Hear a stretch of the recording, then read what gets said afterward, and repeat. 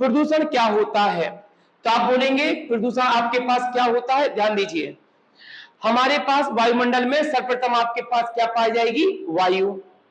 ठीक, और जो आपके पास वायु पाई जाती है वो वायु क्या होती है आपके पास? शुद्ध। और जब इन्हीं जो वायु हम लोग लेते हैं ये होती है शुरुआत अपेक्षा में आपके पास शुद्ध। अब इन वायु में होता क्या है, समय के साथ इसमें आपके कुछ पदार्थ मिल जाते हैं, इसको जान लीजिए, समय के साथ आपके पास कुछ पदार्थ मिल जाते हैं और इन्हीं मैटर के साथ साथ में अपनी वायु में कुछ गैसें मिल जाती हैं। और जब पदार्थ और गैसें मिल जाती हैं तो इसको क्या बोला गया है? इसको क्या बोला गया है? प्रदूषण।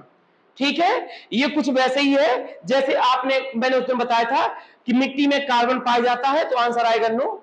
लेकिन मिट्टी जब खनन होने के बाद दोबारा हम लोगों के प्रयोग में आती है तो उसमें ह्यूमस मिल जाती है, केचुआ मिल जाती है, पत्तियां मिल जाती हैं, पानी की वर्षा के साथ तमाम प्रकार के खनिज लवण मिल जाते हैं, तब कार्बन पाया जाता है। लेकिन शुद्ध मिट्टी में कभी भी कार्बन नहीं पाया जाता। तो जो आपके पास ये वायु थी, ये वायु आपके पास शुद्ध थी और शुद्ध वायु में विभिन्न प्रकार के मेटल मिले, गैस मिले, जिसके कारण से ये वायु कैसी हो गई? अशुद्ध हो गई। इसको क्या बोला गया? प्रदूषण। नेक्स्ट, अगला पॉइंट आपके पास ये आता है, प्रदूषण कहां कहां पर आपके पास होता है? तो बोलिएगा, प्रदूषण के लिए दो चीजें बहुत आवश्यक है, यहां पर प्रदूषण ज्यादा देखने को मिलता है। तो बोलिए, जहां पर हमारी संख्या आपके पास अधिक होती है, मतलब हम ये कह सकते हैं आपके पास अधिक जनसंख्या जो आपके पास होती है वहां पर, प्लस आपके पास उन शहरों में जहां पर आपके पास औद्योगिक आपके पास शहर होते हैं, कंपनियां होती हैं, फैक्ट्रियां होती हैं, उन स्थान पे प्रदूषण ज्यादा मिलता है। अब कोई आपसे तुलना करे रात और कानपुर की या आपके पास दिल्ली की, तो आप बोलोगे बिल्कुल स्वाभाविक है, दिल्ली में रात की अपेक्षा प्रदूषण कैसा होगा? बहुत ज्यादा होगा कानपुर वाले एरिया में। अंतर क्या होगा? तो बोलना अंतर कुछ नहीं हुआ, एक तो जनसंख्या बहुत ज्यादा हो गई उस शहर में और दूसरे नंबर पे वह शहर पूरा का पूरा कैसा बन गया? औद्योगिक बन गया। तो यहां पर आपके पास प्रदूषण कैसा पाया गया? ज्यादा पाया गया। मतलब जनसंख्या ज्यादा होगी और औद्योगिक शहर आपके पास होगा तो प्रदूषण ज्यादा होगा, और आपके पास पदार्थ और गैस की मात्रा ज्यादा मिल जाएगी तो उसे क्या कहा जाएगा? प्रदूषण। तो कोई पूछे प्रदूषण क्या है तो बताना है प्रदूषण आपके पास ये है। प्रदूषण कहां पर ज्यादा पाया जाएगा तो हमें बताना है प्रदूषण जो ज्यादा पाया जाएगा वो कहां पर? इन एरिया में ज्यादा पाया जाएगा प्रदूषण। ठीक है, अब आगे आप देखिए अगली चीज, दो तत्व होते हैं, एक तत्व होता है आपके पास प्रदूषक और एक होता है आपके पास प्रदूषण। लेकिन उसकी पहले एक चीज समझिए, आपके पास दो शब्द, एक आपके पास आता है शब्द जिसको कहते हैं आपके पास पर्यावरण, आपके पास प्रदूषण, और एक शब्द आपके पास आता है पर्यावरण आपके पास अवनति या अवनयन। ठीक है, इसको ध्यान से समझना, पर्यावरण आपके पास अवनयन। जब पर्यावरण प्रदूषण की बात करें, इस शब्द की केवल पर्यावरण प्रदूषण के शब्द की, तो समझ जाइएगा यह उस पॉल्यूशन की बात कर रहा है जिसमें केवल मानव प्रभावित होता है। जब मानव प्रदूषण से प्रभावित होता है तो उसे क्या कहा जाता है? आपके पास पर्यावरण प्रदूषण, केवल मानव। अब प्रदूषण का मतलब ये तो है नहीं कि केवल मानव को नुकसान पहुंचेगा, जानवर को भी पहुंचता है, पेड़ पौधे को भी पहुंचता है, हमारे क्लाइमेट को भी पहुंचता है, हिमालय भी पिघलते हैं, समुद्र से लेके सागर महासागर नदियों से लेके सभी को नुकसान पहुंचता है। जब यही नुकसान पूरे के पूरे जीव मतलब आपके पास क्यों कौन आ गए? मानव आ गए, आपके पास जंतु आ गए, आपके पास पक्षी आ गए, प्लस आपके पास पेड़ पौधे का मतलब आपके पास वनस्पति जगत हो गए। ठीक है, पूरे के पूरे पर्यावरण को कुल मिलाकर पूरे के पूरे क्लाइमेट को अगर नुकसान पहुंचता है इस पॉल्यूशन की वजह से, तो उसको क्या कहा जाएगा? उसको कहा जाएगा पर्यावरण अवनति या अवनयन। इतनी बात क्लियर? दो चीज क्लियर। क्या है प्रदूषण? ये बता दिया। कहां है प्रदूषण? वो बता दिया। प्रदूषण के शब्द का अर्थ बताइए, तो पर्यावरण प्रदूषण पूछे तो ये हो जाएगा, और पर्यावरण अवनति और अवनयन पूछे इसका मीन्स आपके पास यह हो जाएगा। ठीक है, अब दो शब्द, एक आपके पास एक और आता है, एक शब्द जिस शब्द का नाम होता है आपके पास प्रदूषक। इसको ध्यान से समझिए, प्रदूषक, और ये शब्द मैंने आपके सामने लिखा है, इसका नाम होता है प्रदूषण। इन दोनों में अर्थ क्या है? इन दोनों में अर्थ आपके पास ये है, कि मान लीजिए हमने कोई पॉलीथिन से कोई नमकीन खाई, ध्यान देना, नमकीन का छिलका नीचे फेंक दिया, हमने कोई सेवन किया, उसके जो अवशेष पदार्थ है वो हमने जमीन पर छोड़ दिए। जिस वस्तु से, जिस चीज से हम प्रदूषण फैलाने का काम करते हैं और जिस माध्यम से हम उस प्रदूषण को फैलाते हैं, उसको क्या कहा जाता है? प्रदूषक। ठीक है, ओके, समझ में आया? प्रदूषण जो हो गया, प्रदूषण कैसे हुआ? तो बोलना प्लास्टिक से हुआ, इस कचरा से हुआ, इस केमिकल चीज से हुआ। तो वो कचरा, केमिकल, प्लास्टिक, वह तत्व जिससे प्रदूषण हो रहा है, जिससे प्रदूषण हो प्रभावित हो रहा है, उसे क्या बोलेंगे? प्रदूषक। ठीक है, तो प्रदूषक क्या है? Starting point. और जब प्रदूषक बड़े लेवल पे आ जाता है तो उसको क्या कहा जाता है? प्रदूषण। इतनी बात समझ में आ गई? ठीक है, अब चलते हैं आपके पास थोड़ा सा और आएंगे। अगला प्रदूषक नहीं पढ़ना है, प्रदूषण पढ़ना है। प्रदूषक तो बता दिया, प्रदूषक वह तत्व है जिससे प्रदूषण विरोध करता है। अगला आपके पास क्वेश्चन आता है, प्रदूषण कितने प्रकार का होता है? ध्यान से इस स्ट्रक्चर को बहुत ध्यान से देखना। प्रदूषण आपके पास 2 से 3 प्रकार में आपके पास बांटा जाता है। मैं तीनों बता देता हूं। एक प्रदूषण बांटा जाता है आपके पास कैसा? उत्पत्ति के आधार पर। ध्यान देना बेटा, उत्पत्ति के आपके पास आधार पर, सही ही है। और दूसरा प्रदूषण जो आपके पास बांटा जाता है, यह बांटा जाता अवधारणा के आधार पर या संरचना के आधार पर, यह वाला प्रदूषण। और तीसरा प्रदूषण आपके पास होता है, यह होता है आपके पास स्वरूप के आपके पास आधार पर। ठीक है, स्वरूप के आधार पर। पहले इनको समझ लें तीनों को। उत्पत्ति, जन्म कैसे हुआ पॉल्यूशन का, अवधारणा किस रूप में, अवधारणा के रूप में आया, अभी वो भी बताता हूं। और तीसरा उसका स्वरूप क्या था, मतलब पहले क्या था, बाद में क्या हुआ। जैसे हमें अभी 1-2 साल पहले एक बीमारी पूरी इंडिया में, पूरे वर्ल्ड में चली, कोरोना। तो कोरोना में हमने समझा कि कोरोना जब स्टार्टिंग हुआ था उतना मतलब खतरनाक नहीं था, जैसा उसका स्वरूप वेरिएंट बढ़ते जा रहे थे। रोज न्यूज में आ रहा था कोरोना अपना विकराल रूप धारण किया, कोरोना ने अपना वेरिएंट को और अपडेट किया। तो अपडेटिंग क्या कहलाएगी? स्वरूप। स्ट्रक्चर क्या कहलाएगा? अवधारणा, संरचना। और आपके पास उत्पत्ति, उसका मेन रीजन। ठीक है, पहले उत्पत्ति क्लियर करते हैं। तो बोलिएगा उत्पत्ति को कितने भाग में आपके पास डिवाइड किया जाएगा? 2 भाग में। ठीक है, दिमाग लगाना है सीधा सिंपल सा कि प्रदूषण की उत्पत्ति के मेन कारण क्या होंगे। एक कारण होता है प्रदूषण की उत्पत्ति का जिसका नाम है प्राकृतिक, और दूसरा कारण होता है प्रदूषण की उत्पत्ति के जिसका नाम क्या है? मानवीय। ये मत समझा कीजिए कि सभी प्रदूषण आप ही हम फैलाते हैं। एनवायरमेंट भी उतना ही प्रदूषण फैलाती है जितना कि आप फैलाते हैं, पर एनवायरमेंट अपने फैलाए गए प्रदूषण को नियंत्रण कर ले जाती है, हम अपने प्रदूषण को नियंत्रण नहीं करते। रोज शाम को खाना पीना बना, जितना पॉल्यूशन बाहर गया आपको खुद पता नहीं है कि आपके घर का पॉल्यूशन इसके बाद कहां जाता है, नहीं पता। उसके साथ क्या होगा नहीं पता, रोज हमारा काम है वही। ठीक है, ध्यान दीजिए। पार्लियामेंट प्रदूषण फैलाती है, यस, ध्यान दीजिए।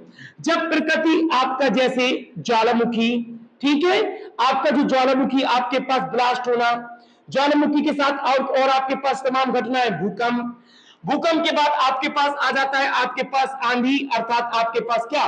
तूफान उफान, तूफान उफान के बाद आपके पास बाढ़, बाढ़ के बाद आपके पास सूखा उखा, सूखा के बाद कहीं कहीं एरिया में आपके पास वर्षा बहुत ज्यादा हो जाती है। इन सब से भी हमारे पर्यावरण को नुकसान पहुंचता है। बात तो सही है, अगर सूखा पड़ जाएगा तो रेगिस्तान पड़ जाएगा, अगर आपके पास ज्वालामुखी ब्लास्ट करेगा तो कहीं आसपास की पूरी जैविकता तक नष्ट हो जाती है। जहां पर पर्वत पहाड़ ब्लास्ट मारता है ज्वालामुखी के रूप में, नेक्स्ट आपके पास भूकंप आएगा तो दर्रे गलते जाएंगे। अभी कल ही आपने देखा होगा, ठीक है, दिल्ली और बॉम्बे तरफ अच्छे खासे आपके पास झटके महसूस किए गए। और एक बहुत बड़ा आपके पास भूगोल शास्त्री है, उसने भविष्यवाणी करी है कि जिस प्रकार तुर्की और सीरिया में आपके पास भूकंप आया है आज के 1-2 माह पहले, कि लोगों का जीवन तबाह, तो ठीक है, संख्या लाखों में पहुंच गई, लोग आपके पास रातों रात आपके पास मकान के ढह गिरने से मर गए। तो इसने बोला भारत को भी अलर्ट रहना चाहिए, आने वाले 1-2 महीने में भारत में भी वैसा ही भूकंप का झटका देखने को मिल सकता है। कल वाला भूकंप का झटका जो दिल्ली और बॉम्बे में था, आप न्यूज डालिए, कभी न्यूज देखा भी कीजिए, अगर देखते हो तो बहुत अच्छी बात है, नहीं देखते हो तो पता किया कीजिए। तो जो भूकंप आपके पास है बहुत हाई लेवल का आया है, बस कंट्रोल हो गया। अगर वही चीज बोला कि अगर आने वाले समय में ऐसा ही भूकंप आने की संभावना है बड़े लेवल पे इंडिया में भी, ठीक है, क्योंकि पूरी पृथ्वी एक है, एक कहीं पर आपके पास प्लेट नेक्स्ट आपके पास आगे पीछे खिसकेगी तो पूरा वर्ल्ड प्रभावित होगा। ये मत समझ के बैठा कीजिए कि तुर्की सीरिया में आ गया तो हमारे देश को कोई खतरा नहीं है, ठीक है, ओके।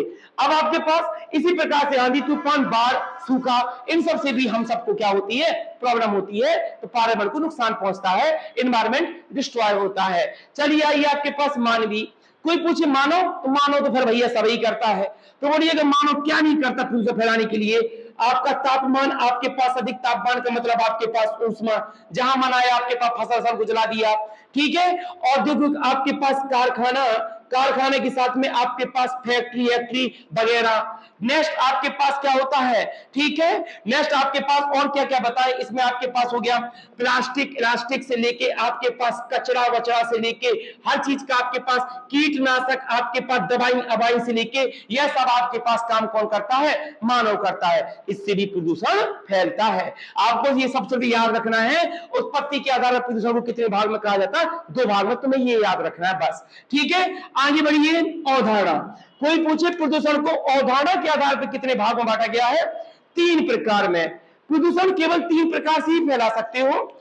एक फैला सकते हो आपके पास किसमें, जिसको आप बोलोगे ठोस, दूसरा आपके पास किसमें फैलेगा, लिक्विड, और तीसरा आपके पास किसमें फैलेगा, तो आंसर देना आपके पास किसमें, गैस में। भैया पूरे विज्ञान की 3 ही माध्यम है, ठोस तरफ गैस, ठीक है, 3 ही मैटर है, 3 ही पदार्थ है, तो 3 ही पदार्थ में प्रदूषण फैला पाओगे।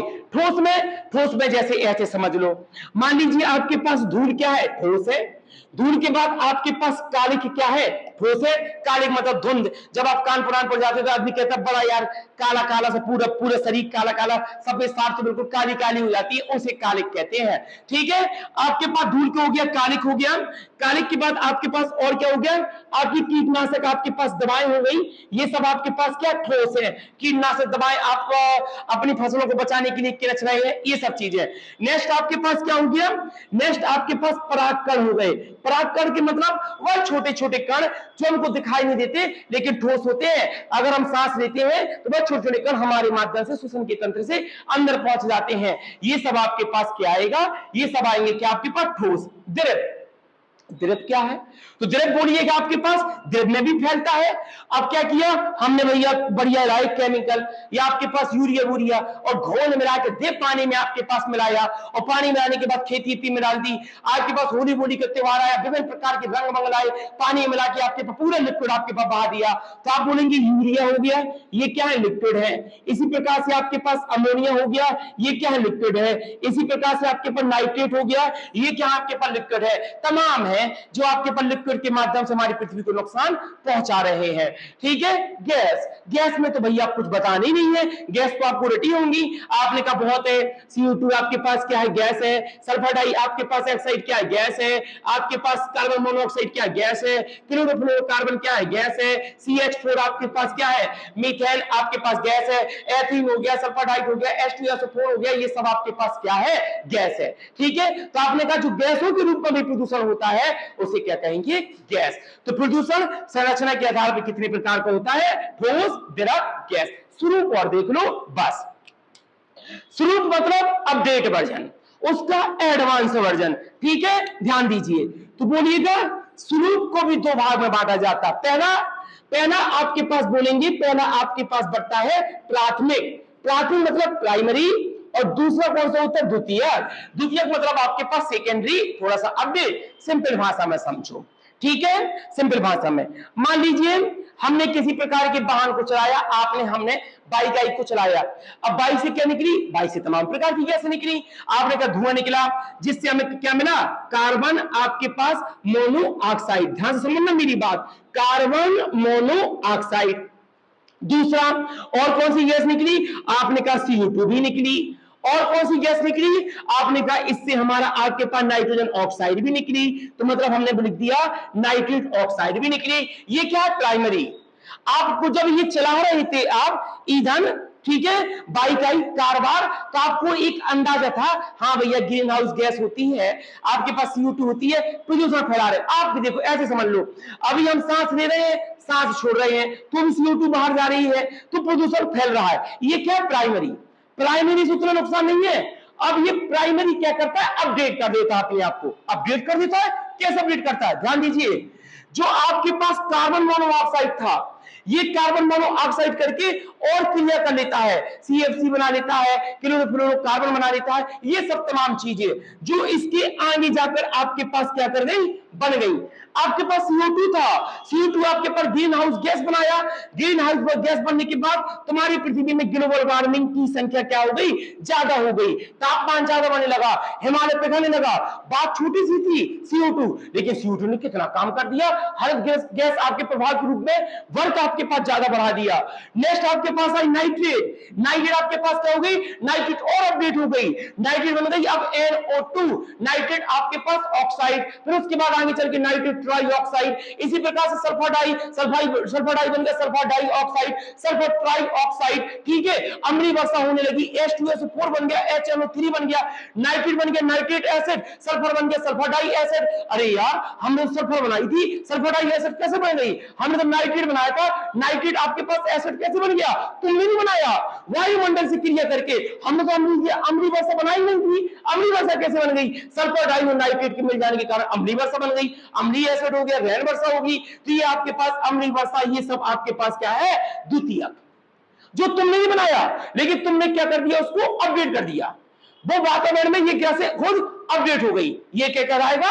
आपके पास प्रदूषण के प्रकार, उत्पत्ति के आधार पर, अवधारणा के आधार पर, संरचना के आधार पर। अब एक चीज और समझो, लिखेंगे बाद में, ये सबरा प्रदूषण, ध्यान देना, ये पूरा का पूरा प्रदूषण कैसे फैलेगा? फैलेगा कोई माध्यम तो होगा। तो आप बोलोगे पूरा का पूरा प्रदूषण मुख्यतः दो प्रकार से फैलता है। कौन कौन से? आप बोलेंगे एक फैलेगा आपके पास कैसे? गैसीय से, और एक आपके पास क्या फैलेगा? कणीय से। क्या बोलेंगे? कण। और कण को अगर और अच्छे से लिख दिए, इसको बोलेंगे आपके पास कणकीय। ठीक है, छोटे छोटे कणों के रूप में फैलेगा। ठीक है, पहले गैस के रूप में फैलेगा। गैस क्या होती है? गैस का अर्थ होता है आपके पास वह पदार्थ, वह तत्व जो सामान्य ताप पर प्लस आपके पास सामान्य दाब पर अपने आप को सृजित कर लेती हो, उसे क्या कहेंगे? गैस। ठीक है, और कण के रूप में कैसा फैलेगा? कण, धूल हो गया, कोयला हो गया, धुंध हो गया, कुआसा हो गया, आपके पास ये मेरे आगे कालिक हो गई, कीटनाशक दबास हो गई, परागकण हो गई, सब कण ही तो है जो हम और आप आपके पास नहीं देख पा रहे। कण में बहुत बेहतरीन क्वेश्चन आता है, फैलेगा कैसे? तो आप बोलिएगा, देखिए, जिन कणों की संख्या या उनका आकार 1 से 10 माइक्रोमीटर से बड़ा होता है समझना। ये है मार्कर, मार्कर का ये ढक्कन। अब इस ढक्कन को मैं फेंक दूं तो नीचे ही गिरना है, ये सत्य है। कभी कभार हम लोग क्या करते हैं, माता जी कहती है चादर बहुत गंदा हो गया, बेडशीट बहुत गंदी हो गई, थोड़ा कालीन नारियों को बाहर फटकार दूं। ध्यान से समझना मेरी बात। आपने कालीन को टांगा और भैया शुरू हो गए उसमें डंडा बंडा मारना। अब भैया धूल ही धूल, गुम गई गुम, गुम गई गुम आपके पास आसमान में। ठीक है, तुम्हारे एरिया में, तुम कहते रुक जाओ कुछ देर रुक जाओ, नाक आंख तोपे रहना, क्योंकि ये पूरी धूल यहां से अलग हो जाएगी। कहां अलग होती है? धीमे धीमे धीमे धीमे 15-20 मिनट में, आधे घंटा में पूरी धूल जमीन पर आ जाती है। ठीक है, फिर तुम क्या कहते हो? झाड़ू लेते हो और उस धूल को एक तरफ करके साफ करके बढ़िया सब स्वच्छ कर लेते हो। आपने कहा बात तो सही है, मतलब धूल के कण जो हवा में थे 15 मिनट पहले जब तुम डंडा मार रहे थे, वही धूल के कण धीमे धीमे जमीन पर बैठ गए। यार ऐसे कैसे हो गया? मतलब जमीन पर कैसे बैठ गए? तो सुनो, जिन धूल के कणों की आकार 1 से 10 माइक्रोमीटर से बड़े होते हैं, 1 माइक्रोमीटर बराबर होता है, मैं आपको समझा दूं, 1 माइक्रोमीटर बराबर होता है 0.001 आपके पास मिलीमीटर। बहुत छोटा आपके पास पॉइंट होता है, तभी तो उसको कण बोला गया है, सूक्ष्म कण, कणकीय। अगर 10 माइक्रोमीटर से बड़े होते हैं वो कण, तो वायुमंडल कहता भैया मेरे बस का नहीं है तुम्हें हवा में ले जाना। इतने बड़े वजन को मैं रखा पाऊंगा? इतना बड़ा वजन वायुमंडल के लिए बहुत बड़ा वजन हो जाता है। हवा के लिए, हवा तुम्हें हमें दिख रही है क्या? आप और हमारे बीच में भी छोटे छोटे आपके पास कण होंगे, लेकिन नहीं दिख रहे। तो वायुमंडल कहती है भैया इस कण को हम ही, जैसे ये काली मिट्टी, अगर मैं थोड़ा सा मैं भी अगर इसमें इनको हला दूं तो हल्की हल्की धूल आ जाएगी ऊपर, लेकिन तुम इस बात को भी जानते हो कि अगले आधे घंटा में पूरी धूल वापस कालीन पे बैठ जाएगी और हमें पूरा ये वायुमंडल स्वच्छ दिखाई देगा इस कमरे का। इसी प्रकार से वायुमंडल कहता है इन छोटे छोटे धूल के कणों को हम नहीं ले जा पाएंगे, बहुत बड़ी है धूल की कण, भैया मेरे बस का नहीं है, इसे नीचे फेंको जमीन पे। तो ये कण तुम्हारे जमीन पे वापस आते हैं कितने समय में? तो बोलना हर हाल में 24 घंटे में ये कण जमीन में आकर गिर जाते हैं। ठीक है, चलिए अभी आपके राठ नगर पालिका में एक मशीन आई थी शाम के टाइम पे, अब आजकल में जो नहीं दिखती है वो, ठीक है, शाम को निकलती थी पानी का फुहारा मार के सड़क में चारों तरफ। ठीक है, आप पूछते थे ये क्या है तो बताते थे तुम्हारे एयर पॉल्यूशन को कम किया जा रहा है। एयर पॉल्यूशन का मतलब तुम्हारी इतनी धूल उड़ है उसको धरती में बिठाया जा रहा है। कैसे बिठाया जा रहा है? पानी मार के, पानी क्या होगा उस धूल की कण में जो हमको नहीं दिखाई दे रहे उस पर बैठ जाएगा और धूल के कण का वजन ज्यादा हो जाएगा और धूल का कण कहां बैठ जाएगा? जमीन पे। ठीक है, आपके पास ऐसा, तो ये जमीन पे आ जाते हैं कितने घंटे में? 24 घंटे में। अगर भाई साहब मान लो कोई धूल का कण इससे छोटा हुआ, 10 माइक्रोमीटर से छोटा हुआ, जो कण 1 से 10 या 10 माइक्रोमीटर से छोटे होते हैं, इनसे भी छोटे होते हैं, वह भैया वायुमंडल अपने साथ लेके चलती है आगे पीछे कितने दिनों तक? आप बोलेंगे 7 दिनों तक।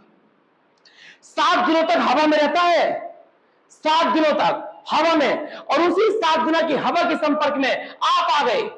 अब ये वायुमंडल के अंदर हवा में है, वो चाहे कीटनाशक हो, चाहे परागकण हो, चाहे कोई धूल हो, चाहे कोई कारक हो, चाहे कोई हानिकारक तत्व हो, एस्बेस्टस के आपके पास वो आपने लिया, नाक के माध्यम से आपके अंदर पहुंचा, अंदर हो गया, आपको तुरंत रोग उत्पन्न कर देगा। दमा, आपके पास अस्थमा, आपके पास फेफड़े के रोग, आपके श्वसन तंत्र के आपके पास रोग, ये सब तमाम रोग, जुकाम हो गया, इन्फेक्शन हो गया, खांसी हो गई। हम कहते हैं बताओ यार आजकल खांसी का इन्फेक्शन बहुत चल रहा है, ठीक है, बड़ा रोज का चल रहा है, आपके पास खांसी, इसको खांसी, उसको खांसी, ये चीज कहां से आती है? खांसी के कण इतने बड़े होते हैं कि इतने छोटे होते हैं, इतने महीन छोटे छोटे होते हैं कि 6-7 दिन तक वायुमंडल में घूमते रहते हैं। और आप बगल से निकले, आपने सांस लिया, कण स्टॉक काम चालू उनका, इसलिए वायरल चीज ज्यादा चल जाती है। कोरोना के बाद भी कहते भैया 14 दिन तक आपके पास क्वारंटाइन है ना। क्वारंटाइन क्यों? क्योंकि विज्ञान को पता था कि जो इसका ये वायरस है ये कितना भी फैलेगा आसमान इसमें वायुमंडल में 14 दिन के ऊपर सर्वाइव नहीं कर पाएगा, और 14 दिन की सर्वाइव नहीं कर पाएगा जमीन पे आ गिरेगा, और जमीन पे गिरेगा सामने वाला बच जाएगा। अब तुम्हें कोरोना है, तुम मगरवाड़ी के साथ घूम रहे, तुम्हारे कण संपर्क में आ रहे, वो 1 नैनोमीटर से छोटे कण है, वो 7 दिन तक हवा में तैरते रहेंगे, और जैसे हवा में तैरते रहेंगे तुम्हारे संपर्क में आएंगे, तुम्हें पहुंचा देंगे नुकसान। जब आपके ऊपर पट्टी कितने से कोरोना काल में कोई कह रहा था धूप में रहो कोरोना सही रहता है, कोई कहता नहीं ठंडक में रहो कोरोना काल सही होता है, ये सब अफवाहें थी। वायुमंडल में जब तक कण है तब तक तुम्हें खतरा है, और वायुमंडल में नीचे आ गए कण तो खतरा तुम्हारा टल गया, तुम्हारा मतलब तुम्हारा, इनका नहीं चला, जीवों का, वनस्पतियों का, मिट्टियों का, इनका तो खतरा है ही। अब वो कर नीचे पहुंच गए, मिट्टी अम्लीय कर देंगे, पानी गंदा कर देंगे, और वही गंदा पानी तुम फिर पियोगे, तुम बीमार होगे। इसे क्या कहा जाएगा? प्रदूषण के फैलने के कण। ये कण अच्छे से याद रखिएगा, कितने से कितने मीटर तक के कण 24 घंटे तक जिंदा रहते हैं आसमान में, वायुमंडल में? 1 से 10 नैनोमीटर के कण प्लस 1 से 10 नैनोमीटर के कण या उससे कम के कण आपके 7 दिन के अंदर पे 7 दिन तक हवा में क्या करते रहते हैं? तैरते रहते हैं। पहले इतना कंप्लीट करिए, उसके बाद चलते हैं आगे। लिखिए इसको तेजी से।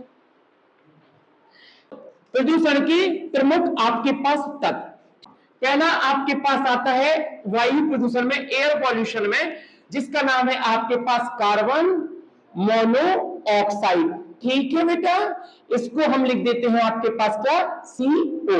ठीक है, ध्यान दीजिए, बस 2-3 पॉइंट है, ध्यान से समझते चलिए, आगे बढ़ते चलिए क्रम से। बिल्कुल कार्बन मोनोऑक्साइड पहला पॉइंट आपके पास कहां से प्राप्त होता है? स्रोत बताइए। तो बस स्रोत बता दीजिए, बहुत आसान है, स्रोत कह देना, ये प्राप्त होता है हमारे किससे, वाहनों से जो निकलने वाले आपके पास धुआं, इन सबसे इसकी क्या होती है उत्पत्ति, किसकी, सीओ की, कार्बन मोनोऑक्साइड की। ये क्या है स्रोत, वाहनों की धुआं से, धुआं से मतलब कहां से, तो बोलिएगा वाहनों की धुआं में आपके पास जीवाश्म ईंधन से, जीवाश्म आपके पास ईंधन से।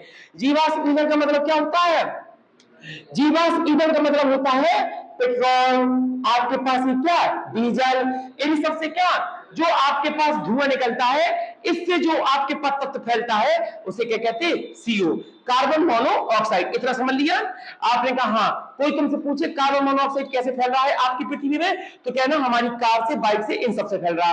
ठीक है, अगला आपके पास देखिए प्रभाव, प्रभाव वेरी वेरी इंपॉर्टेंट। ठीक है, कार्बन मोनोऑक्साइड पहला, पूरी पृथ्वी का पर्यावरण का सबसे ज्यादा प्रदूषण फैलाने वाला तत्व कौन सा है, यही। कितना, पूरी पृथ्वी का 50% प्रदूषण कौन फैलाता है, ये कार्बन मोनोऑक्साइड। भैया 50% प्रदूषण का फैलाता है, मैं बता दे रहा हूं, समझ आ जाएगा कैसे फैलाता है, लेकिन फिर थोड़ा सा कार्बन मोनोऑक्साइड के बारे में जान लो। तो बोलो प्रभाव बाद में पा देता हूं, थोड़ा इसके बारे में बता देता हूं। तो बोलिएगा कार्बन मोनोऑक्साइड कैसा होता है, तो बोलना इसका रंग कैसा होता है, हरा। ठीक है, जल में घुलनशील होता है, बोलिए बिल्कुल नहीं, जल में कोई घुलनशील नहीं होता है। इसकी कोई गंध होती है, बोलिए बिल्कुल नहीं। इसका कोई स्वाद होता है, बोलिएगा बिल्कुल नहीं। और बोलिएगा इसका कोई आपके पास रंग होता है, बोलिएगा बिल्कुल नहीं। रंगहीन, गंधहीन, स्वादहीन आपके पास होती है। ठीक है, रंग आपके पास हल्का हल्का ग्रे, आपके पास ग्रीन कलर का आपके पास होता है, तो उसको रंगहीन स्वादहीन ही कहा जाता है। और नेक्स्ट आपके स्वाद मतलब स्वाद वाद कुछ नहीं होता उसमें, ना उसमें कोई गंध होती, तुम्हारे साथ फैलती जाएगी फैलती जाएगी, आपको कुछ भी पता नहीं चलेगा कि हमारे पास आसपास गैस फैल रही है, और आप और हमको दम घोंटने से मृत्यु कर देगी। इसलिए इस गैस को एक नाम और कहा जाता है, कौन सी गैस कहा जाता है, दम घोंटू गैस। अगर कहा जाए कि दम घोंटने वाली गैस कौन सी, ये। और पूरे पर्यावरण में सबसे ज्यादा प्रदूषण फैलाने वाली गैस कौन सी है, ये। लगभग कितना, 50%। इतना प्रदूषण फैलाती है, कैसे, चलिए अब इसके बारे में भी जान लीजिए कैसे प्रदूषण फैलाती है। ध्यान दीजिए, जो ये प्रभाव करती है ना, बड़ा इंटरेस्टिंग प्रभाव करती है। ये सीधे अटैक मारती है आपके शरीर को। आप मान लीजिए ट्रक लेके जा, मतलब आप किसी ट्रक के पीछे आ गए, बाइक से जा रहे, ट्रक धुआं छोड़ा, धुआं तो आपकी बाइक भी छोड़ी, लेकिन वो भी धुआं छोड़ा, उसमें सीओ ज्यादा होगा तुम्हारी बाइक के पीछे। अब तुम धुआं के सामने आ गए, अब धुआं के सामने आ गए तो ध्यान देना, इसमें जब कार्बन मोनोऑक्साइड निकलेगा, ये 3 क्रिया करता है। तुम्हारे शरीर में एक चीज पाई जाती है जिसका नाम क्या है, हीमोग्लोबिन। भगवान की चीज है, कुदरती चीज है।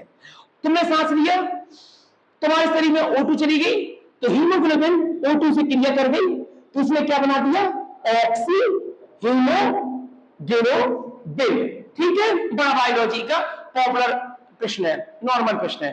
ठीक है, आपके पास जब ये हीमोग्लोबिन आपके अंग में गया, अंग ने पैर हाथ पैर में तुम्हारी O2 को ले लिया और उसको CO2 दे दिया, भैया CO2 बाहर ले जाओ।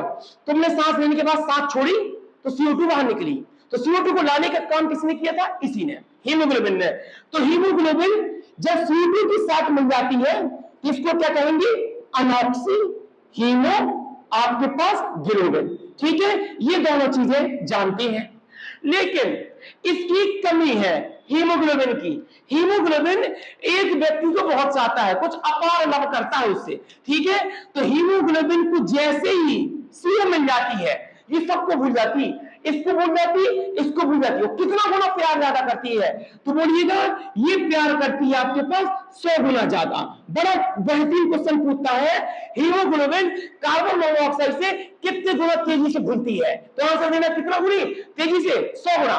अगर हीमोग्लोबिन के सामने 3 चीज रख दी जाए, CO2, O2 और CO, ये किसी को नहीं देखेगी, सीधे किससे दोस्ती कर लेगी, कार्बन मोनोऑक्साइड से। और जब तुम किसी ट्रक के पीछे जा रहे हो और लगातार धुआं तुम्हारे पे पड़ रहा है, तो जो उसका CO निकल रहा है वो तुम्हारे नाक के द्वारा तुरंत हीमोग्लोबिन क्रिया करेगा।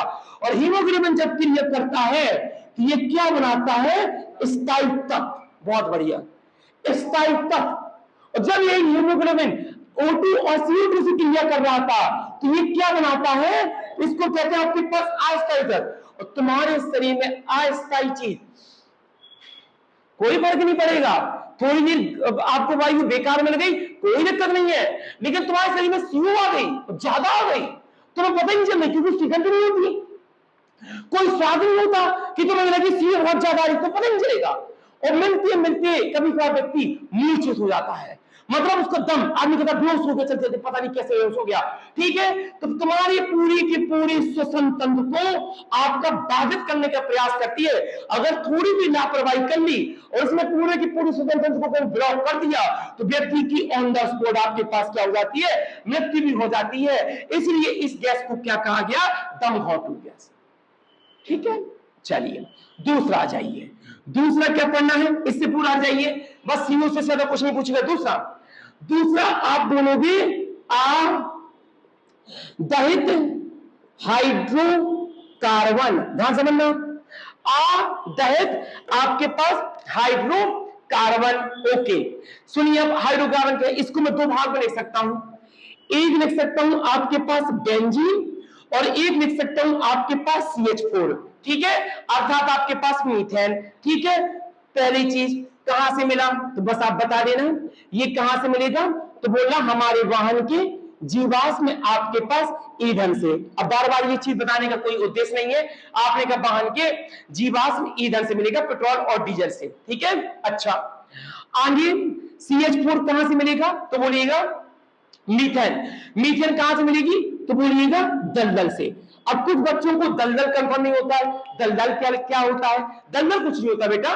दलदल का मतलब वह स्थान होता है जहां पर आपके पास गोबर, जहां पर आपके पास मिट्टी, जहां पर आपके पास पत्तियां, जहां पर आपके पास थोड़ा सा जल, जहां पर आपके पास विभिन्न प्रकार की आपके पास खादें, कुल मिला के सारी गली चीज है। ठीक है, पेड़ गिर गया कहीं पर, पत्ती गिर गई कहीं पे, कहीं पर कोई जानवर मर गया, कहीं पर सांप मर गया, पूरा का पूरा खिचड़ा बन गया। ठीक है, अब वो सड़ेगा, और जब वो सड़ेगा तो सड़ने के बाद गैस निकलेगी, उसी गैस को क्या कहते हैं, मीथेन। भारत सरकार इसी को कहती है कि गोबर गैस संयंत्र को लगाएं और यूज करें, क्योंकि अब सुनना कितना नुकसान पहुंचाती है। भारत सरकार ये कहती है इस गैस का प्रयोग में लो, अगर ये प्रयोग में नहीं ले रहे हो तो ये हमारे पर्यावरण को वैसे ही नुकसान पहुंचा रही है। ठीक है, तो भारत सरकार कहती है कि अपने घर में गड्ढा खोदने गांव में और उसी स्थान में पूरे घर का कूड़ा डालते रहे, जो नगर निगम में फेंकते हैं, इसी नगर निगम गीला कूड़ा अलग लेती है, सूखा कूड़ा अलग लेती है, यही चक्कर में। ठीक है, तो गीला कूड़ा को एक स्थान में डाल दें, अब वो उसमें गाय का गोबर जो तुम्हें मिले सब डाल दो, सब डालने के बाद उसको ढक दें। ढकने के बाद क्या होगा, जब धूप पड़ेगी, पानी पड़ेगा, धीमे धीमे समय लगेगा, वो जितना भी गीला चीज है सूखे वो सड़ेगा तो उससे गैस निकलेगी, और जो गैस आपके पास निकलेगी उस गैस को क्या कहेंगे, मीथेन। और उस मीथेन गैस को अपने किचन तक पहुंचाने का काम करें, और किचन में पहुंचाने के बाद जैसे ही आप उसमें आग दोगे, यह किसके रूप में आ जाएगी, यह आपके पास ज्वलन के रूप में आ जाएगी, मतलब आपके किचन में फायदा मिलेगा। ठीक है, लेकिन हम लोग ये नहीं कर पाते। अब थोड़ा सा ऐसे समझो, आपके घर में सिलेंडर है LPG, माता जी 1 घंटा सुबह खाना बनाती है, 1 घंटा शाम को खाना बनाती है, कोई गेस्ट टेस्ट आ जाए तो आधे घंटा का फिर से बीच में कार्यक्रम हो जाता है। ठीक है, तुम बगल में बैठी रहती हो किचन में, खाना भी खाते हो, कभी कभार बातचीत होती नहीं कि 1.5 घंटा खाना बनता रहता, आपको कोई नुकसान नहीं होता, गैस तो वही थी LPG। ठीक है, क्यों नुकसान हुआ, क्योंकि माता जी ने जो सिलेंडर से गैस निकल रही थी उसमें आग लगा दी थी, और जब आग लगा दी थी तो वो गैस किसमें कन्वर्ट हो रही है, ऊष्मा में। ठीक है, अब ध्यान से सुनना, तुम्हारे पृथ्वी में वायुमंडल में जो गोबर ओबर है उससे गैस लगातार निकल रही है। तुम्हारी माता जी जो चूल्हे में बैठ के खाना बना रही थी, बस आग बुझा दे और रेगुलेटर खोल दे, तुम वहां पर 15 मिनट बैठ पाओगे। तुम कहोगे मर जाएंगे मम्मी, यहाँ पर घुटकर मर जाएंगे, गैस तो वही थी। जब गैस में आग लगी थी तो तुम घुटकर नहीं मर रहे थे, और जब गैस में आग नहीं लगी तो तुम्हें बढ़िया आवाज हो गई। बस ऐसे ही है, इस मीथेन गैस में अगर आग लग जाती है तो ये ऊष्मा देगी, तुम्हें एनर्जी देगी। अगर इस मीथेन गैस में आग नहीं लग रही है तो ये तुम्हारी मीथेन गैस वायुमंडल में फैलेगी, और जब वायुमंडल में आपके पास फैलेगी तुम्हें नुकसान पहुंचाएगी। और तुम्हें नुकसान कितना बड़ा पहुंचाती है, आज तक का सबसे बड़ी बीमारी जिसका नाम है कैंसर की प्रमोट में सबसे बड़ा हाथ है इसका। आदमी कहता है ना वो कुछ खाता था ना वो कुछ करता था, तब भी उसको कैंसर हो गया, क्योंकि भैया हमारे वायुमंडल में गोबर तो सड़ ही रहा ना, गैस तो सड़ ही रही ना, वो आपके पास गीला ही पड़ा, वो गैस निकल रही है, और वही गैस आप और हम ले रहे हो, और जब ले रहे हो तो वो धीमे धीमे तुम्हारे शरीर में कैंसर का काम करती है बेंजीन, ये क्या नाम इसका, मीथेन। ठीक है, ये काम आपके पास करती है। और यही काम करती है बेंजीन। बेंजीन कौन सा कैंसर बनाती है? बेंजीन बनाती है आपके पास रक्त कैंसर। ठीक है, दोनों याद रखना, ब्लड कैंसर दोनों याद रखना। ठीक है, तो समझ में आ गया। आदहन, आदहन मतलब जिसमें आग नहीं लगाई गई, और आग नहीं लगाने के बाद हम लोगों को कितना नुकसान झेलना पड़ रहा है, ये है आदहन हाइड्रोकार्बन। ठीक है बेटा, चलिए अब नेक्स्ट आपके पास तीसरा आपके पास लिखिए, लिखने के लिए ध्यान दीजिए। एक आपके पास तत्व आपके पास और आता है, ध्यान देना बेटा, एथिलीन। नाम सुना होगा सबने, इसको क्या बोलते हैं आपके पास? एथिलीन। ये चलिए किसके लिए प्रयोग की जाती? स्रोत। तो बताना स्रोत क्या है, ध्यान दीजिए। तो स्रोत बोलना कुछ नहीं, हमारे गांव तरफ एक कहानी चलती है, आम के पेड़ पक गए भाई, सर एक काम करो फल को तोड़ लो, इनको हम घर पे पका लेंगे। घर पे पकाने के लिए एक चीज का इस्तेमाल करते हैं, इसको क्या कहते हैं? एथिलीन। एथिलीन का आपके पास प्रयोग होता है फलों को पकाने के लिए किया गया उपयोग। ये क्या है? स्रोत। फल पके, फल पकने के टाइम पे अरे होता है, सब किसान है, सब जानते हो आप, जब गेहूं रख देते हैं तो आदमी कहते हैं स्टोर कर दो, इसमें गुड़ी रख दो इनकी कमरों में, तो गैस बन जाएगी। गैस बन जाएगी तो कीटाणु नहीं पनपेंगे। उसी गैस में एक गैस और निकलती है जिसका नाम है एथिलीन। और एथिलीन गैस कहां से निकली? तो बोलना फलों को पकाने के समय आपके पास गैस निकली। और ये गैस नुकसान कितना करती? नुकसान देख लो, प्रभाव। प्रभाव बोलिएगा, दो काम करती है। पहला, जो आपके पेड़ होते हैं, पौधे होते हैं, उनकी पत्तियों को गिराने का काम करती है। मतलब आपके पास समय के पहले पत्ती में पतझड़ ला देगी। आदमी कहता पता नहीं यार, हमारी आम की पत्ती इतनी अच्छी थी, काली काली पीली पीली दाग हो गई, पूरी झड़ने लगी। एथिलीन। दूसरा, जो आपके पौधे होते हैं, पौधे की जो आपके पास पुष्प कलिकाएं होती हैं, जो छोटे छोटे फूल होते हैं, हम लोग कहते हैं हमारी फसल बहुत अच्छी थी यार, बटना की खेती यार, कैसी बातें कर रहे हो, हम एक महीने पहले आए थे, खूब अच्छा फूल था, अब आए थे पूरे फूल गिर गए, फसल का नुकसान। तो पुष्प कलिकाओं को समय के पहले नष्ट करने का काम आपके पास कौन करता है? एथिलीन। यही उदाहरण आते हैं। बताइए फूलों को गिराने के काम कौन करेगा? Ethylene, CFC, hydrocarbon. पता ही नहीं तो क्या लगाओगे आंसर? ठीक है, पेड़ पौधे की पत्तियों को समय के पहले झाड़ने का काम कौन करती? एथिलीन। ठीक है, रक्त कैंसर में कौन सी काम होती? बेंजीन। कैंसर बनाने में कौन सा? मीथेन। आगैत हाइड्रोकार्बन किसको कहा गया? बेंजीन और मीथेन को। आगैत शब्द का मतलब क्या होता है? जिसको जलाया नहीं गया। ठीक है, कार्बन मोनोऑक्साइड CO 100 गुना तेजी से क्रिया किसके साथ करती है? बोला हीमोग्लोबिन के साथ। ठीक है, हीमोग्लोबिन जब ऑक्सी के साथ, ऑक्सीमोबिन। स्थायी तत्व किसके साथ बनाती है? CO के साथ। अस्थायी तत्व किसके साथ बनाती है? O2 और CO2 के साथ। ठीक है, इतने पहले 3 लिख लो जी। 1 2 3 हो गए। चौथा आप पढ़ेंगे नाइट्रोजन ऑक्साइड। ठीक है बेटा जी। चलिए भैया, हाँ ध्यान दीजिए, बस 3 पॉइंट देखना, देखते चलिए तेजी से।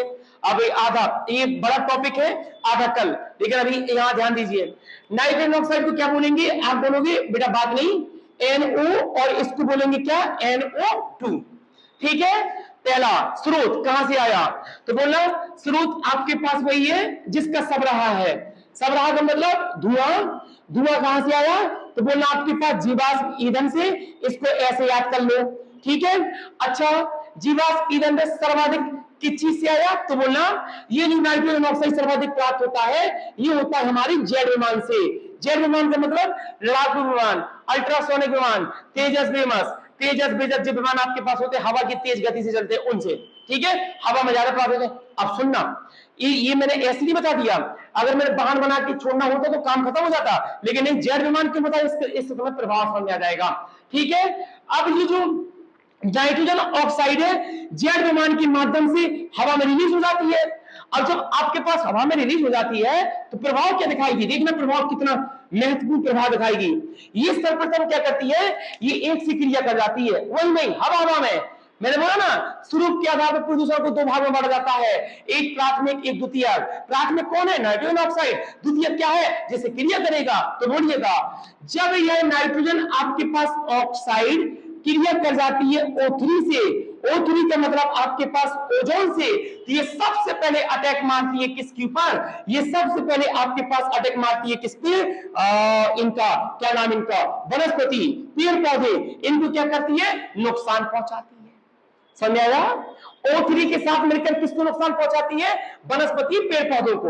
और जब यही क्रिया आपके पास नाइट्रोजन प्लस आपके पास नाइट्रोजन ऑक्साइड प्लस आपके पास O3 के साथ क्रिया करती है, तो यह नुकसान पहुंचा देती है किसको, मानव को।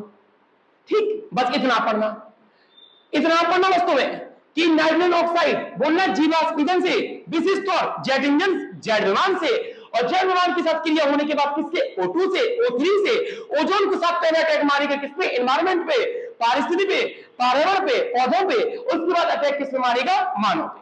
ठीक, अगला नाइट्रोजन ऑक्साइड के बाद महत्वपूर्ण, जिसका नाम तुम सब जानते हो, सल्फर डाई आपके पास ऑक्साइड, वेरी वेरी इंपॉर्टेंट, क्या बोलते हैं, SO2। अब इसमें पूछता है इसके स्रोत बताओ। अब सुनना, आपके पास इसकी स्रोत, अब थोड़ा से कहानी बदली। अभी तक हमने 4 पढ़े, सबका एक ही था, जीवाश्म ईंधन, धुआं, petrol diesel. No, sulphur dioxide petrol diesel से तो कम निकलती है, 2 चीज से ज्यादा निकलती है, सीधे याद रखिएगा, बोलिएगा, जब हम कोयले को जलाने का काम करते हैं, प्लस किसी कंपनी के द्वारा निकले गए धुआं से, प्लस आपके पास औद्योगिक क्षेत्र से जो धुआं निकलता है, उस धुआं में किसकी मात्रा ज्यादा होती है, आंसर देना सल्फर डाइऑक्साइड। क्वेश्चन कठिन बनाने पे ऐसा भी पूछ सकता है, बताइए किसी कंपनी के द्वारा निकले हुए धुएं में सर्वाधिक मात्रा किसकी रहेगी, विकल्प ए नाइट्रोजन ऑक्साइड, विकल्प 2 CO2, विकल्प 3 सल्फर डाइऑक्साइड। कंफ्यूज, गलत, सल्फर डाइऑक्साइड, कार्बन डाइऑक्साइड कहां से आ जाएगा, ठीक है, CO आपके पास 2, वो प्रकृति की गैस है, ठीक है, वो तो प्रकृति दे रही है CO2 और O2, ठीक है। आपके पास कोयला जलाना, कंपनी धुआं, औद्योगिक क्षेत्र से जो गैस निकलती है उसको क्या बोलेंगे, SO2। अच्छा, प्रभाव तो बोलना भाई साहब इसका प्रभाव कहां पड़ता है, वेरी वेरी इंपॉर्टेंट, ये प्रभाव बोलना, ये प्रभाव वनस्पति में नहीं मारता, आप हम पे नहीं मारता, ये प्रभाव मारता सीधे किस पे, आपके पास लाइकेन पे, लाइकेन प्लस आपके पास मॉस। लाइकेन मॉस क्या होता, सब पढ़ कर आए हो, पर्यावास, कौन सा पर्यावास, जल में कौन सा, तालाब में तुम्हारे पास क्या पाई जाती है, जल पादप मतलब वनस्पति, क्या छोटी छोटी सी आपके पास पौधे, जिसे हम क्या कहते हैं, काई, सबसे पहले उनको नुकसान पहुंचाएगी लाई। बहुत अच्छा प्रश्न पूछता है इसी को लेके, इसलिए पूछता है पर्यावरण का सूचकांक पर्यावरण के प्रति कौन कहलाता है, पर्यावरण का पर्यावरण के प्रति सूचकांक नेचुरल कौन है, हम नहीं, नेचुरल, तो आप बोलिएगा लाइकेन। अगर लाइकेन की संख्या मर रही है, लाइकेन की संख्या आपके पास घट रही है, तो समझ जाइए उस शहर का वातावरण बिल्कुल प्रदूषण डेड हो चुका है। और अगर लाइकेन अभी भी आपके शहर में पाए जाते हैं तो समझ जाइए वहां का प्रदूषण अभी उतना नहीं बढ़ा। ये क्वेश्चन कई बार आ चुका, अगर आपने कभी भी लिखा होगा कि पर्यावरण का सूचकांक कौन है, एनवायरमेंट का, लाइकेन या वगैरह वगैरह, आपको बोल दे यूकेलिप्टस या कुछ पेड़ पौधे के नाम लिख दे तो बोलिएगा लाइकेन। लाइकेन की संख्या है, अगर तुम्हारे घाट में लाइकेन मिल रहे हैं, काई मिल रही है, इसके बाद तुम्हारे घाट का पाठ प्रदूषण उतना गंदा नहीं है। अगर तुम्हें जिस स्थान पर लाइकेन बिल्कुल भी मिल रहे, लाइकेन ने रंग बदल दिया, आपके पास ग्रीन से स्थान पर नारंगी नारंगी लाल हो गए, समझ जाना वहां पर आपके प्रदूषण बहुत ज्यादा बढ़ गया। इसका मतलब वहां कंपनी ज्यादा है, इसका मतलब कंपनी से धुआं ज्यादा निकलता है, धुआं ज्यादा निकलता है, इसका मतलब वहां पर एक गैस ज्यादा है जिसका नाम क्या है, सल्फर डाइऑक्साइड। तीसरा आ जाइए, तीसरा ये बड़ा खतरनाक क्वेश्चन है, ठीक है, अभी देखना फंस जाओगे। मैं तीसरा क्वेश्चन पूछता हूं, धुआं क्या है बताओ। पहले मुझे धुआं इंग्लिश में शब्द बताओ क्या है, धुआं को इंग्लिश में क्या कहते हैं, स्मोक या स्मोक, दो नाम लिख रहा हूं मैं, बताइएगा। आपके पास धुआं को स्मोक बोलिएगा, धुआं को क्या कहते हैं, स्मोक, ठीक है। अब धुआं क्या है, धुआं पता क्या है, बोलिएगा धुआं कुछ नहीं है, धुआं में नाइट्रोजन, धुआं में नाइट्रोजन ऑक्साइड, धुआं में सल्फर डाइऑक्साइड, धुआं में कार्बन मोनोऑक्साइड, धुआं में CO2, धुआं में सब carbon monoxide, nitrogen oxide, sulphur dioxide, CO2 सब, ये सब का संयोजन आपका क्या कहलाता है? धुआं। ये मत कह देना धुआं only greenhouse gas, no, ठीक है। अब धुआं समझ में आ गया तो मैं एक चीज और समझना बहुत अच्छे से। अगला तुरंत पूछता है स्मोक क्या है, बिल्कुल एंड चल रहा है, ठीक है। इसमें नहीं कि मैं सोच रहा हूं आधा हो जाए 50% कल का बचे, ठीक है। स्मोक, तो स्मोक इसको हिंदी में लिखिए स्मोक, और ये होता है स्मोक, ठीक है। स्मोक क्या है तो बोलिएगा, स्मोक बराबर आपके पास होता है स्मोक प्लस फॉग, ठीक है। ये तो जानते हो स्मोक का अर्थ क्या होता है? स्मोक का अर्थ होता है धुआं, और फॉग का अर्थ क्या होता है? कोहरा। कोई तुमसे पूछे स्मोक क्या है तो बोलना स्मोक धुआं प्लस कोहरा है। और धुआं क्या है? सब है, फिर आई समझ में? धुआं क्या है? सब। प्रश्न आ जाए कि आपके पास धुआं में किसको सम्मिलित किया जाता, लिख दियो ऑप्शन, सभी लगा के आइए, सभी से मिलकर। ये नहीं कि नहीं ऐसा नहीं होता, CO2 से होता धुआं, लकड़ी जलेगी तो नहीं होती धुआं, गलत। लकड़ी नहीं, पेट्रोल जलेगा तो धुआं, डीजल जलेगा तो धुआं, CNG जलेगा तो धुआं, प्लास्टिक लगा दो तो धुआं। धुआं मतलब धुआं। जब अपने घर में बटरा भूंजता है, क्या बोलते उसको? पूरा, तो धुआं, ठीक है। ये ना कहते नहीं ये धुआं नहीं है, ये तो स्प्रे घर में खुशबू आएगी ना, ठीक है आपके पास। लेकिन बेटा इसमें तो बच जाओगे, यहां फंस जाओगे। तुमसे पूछेगा स्मोक क्या है तो बोलना स्मोक मतलब धुआं प्लस कोयला, ठीक है। अब अगला क्वेश्चन पूछता है यार इतना कठिन है तो ये बताइए फिर स्मोक कैसे बना? बड़ा आसान।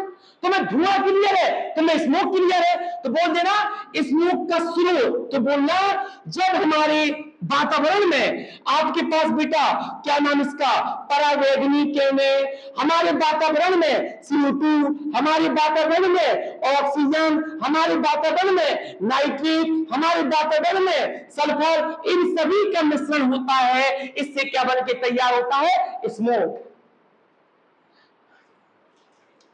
स्मोक। अगला क्वेश्चन स्मोक के प्रकार बताओ, तो बोलना स्मोक के दो प्रकार आपके पास होते हैं, एक लाल और एक भूरा। एक लाल और आपके पास भूरा, दो कलर का, या तो लाल स्मोक होगा या भूरा। तीसरा स्मोक के प्रभाव बताओ, बड़े वेरी इंपॉर्टेंट आपके पास स्मोक का प्रभाव। नुकसान सुन लो, बुद्धि खराब हो जाए, इतना भयंकर नुकसान था। चलो मैं प्रभाव बताता हूं, समझ आएगा कितना बड़ा पावरफुल है। जो रबड़ होती है, रबड़, इस रबड़ में क्रैक लाने का काम करता है ये स्मोक। क्रैक जो हम कहते हैं यार हमारे घर के बाहर ये रबड़ लगी थी ऐसे धूप में, पता नहीं ये रबड़ कैसी क्रैक मार गई, फट गई, आपके पास चिटक गई रबड़, ये स्मोक। अब इतने विश्वास नहीं होगा। दूसरा देखो आपके पास वनस्पति को कितना नुकसान पहुंचाती है। वनस्पति को प्रकाश संश्लेषण की क्रिया को पूरा बाधित कर देती है, खत्म। जहां स्मोक फैल गया वहां वनस्पति खत्म। वनस्पति खत्म कैसे? प्रकाश संश्लेषण की क्रिया को रोक देगा। और ज्यादा डीप के क्वेश्चन पूछेगा, ध्यान दीजिए प्रकाश संश्लेषण क्रिया में किसको रोकता है। प्रकाश संश्लेषण की क्रिया में भोजन बनाने के लिए दो चीज चाहिए, एक चाहिए क्या आपके पास जल, और एक क्या चाहिए? क्लोरोफिल, तब मिलेगा क्या? ग्लूकोज। पहला टॉपिक याद करो, carbon dioxide plus oxygen plus प्रकाश प्लस हरित लवक बराबर क्या? ग्लूकोज C6H12O6, ठीक है। तो जो जल को जो स्मोक है ना, जल को अब घटक ही नहीं होने देता है, उसे टूट नहीं देता, और जब जल टूटेगा नहीं तो भोजन कहां से बनाएगा फिर? दूसरा आपके पास जो क्लोरोफिल होता है, इस क्लोरोफिल को बनने ही नहीं देता, इसमें क्लोरोफिल को रोक देता है, नहीं बनोगे, धुंध चढ़ी है पूरे पेड़ों के चारों तरफ आपके पास आसमान में, ठीक है। प्रकाश पेड़ बेचारा जल नहीं ले पा रहा है, जल ले रहा है उसको तोड़ने नहीं दे रहा है, क्लोरोफिल आ ही नहीं पा रही है, इतनी धुंध है, पेड़ मर जाता, तीसरा, आपके पास मानव को कितना फर्क पड़ेगा, तो बोलिए मानव को। अगर आप स्मोक वाले एरिया में पहुंच जाओगे, तुम्हें कैसे पता चल जाएगा तुम स्मोक वाले एरिया में आए? तुम्हारी आंखों में जलन होना प्रारंभ हो जाएगी, तुम्हारी आंखों में पानी आना प्रारंभ हो जाएगा, जिसको तुम कहते हो आंख बड़ी जलसी रही है।